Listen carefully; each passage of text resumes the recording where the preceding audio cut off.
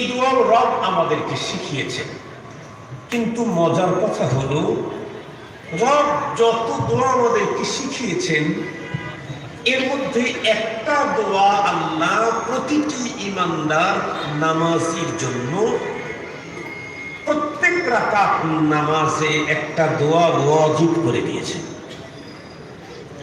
একটা মাত্র দোয়া, যেই দোয়াটা কোনো মানুষ নামাজ পড়তে চাইলে, নামাজ ফরজ হোক, ওয়াজিব হোক, সুন্নত হোক, নফল হোক, কিন্তু সে যদি নামাজ পড়তে চায় তাহলে তার প্রত্যেকটি রাকাতে এই দোয়াটা নামাজের জন্য ওয়াজিব।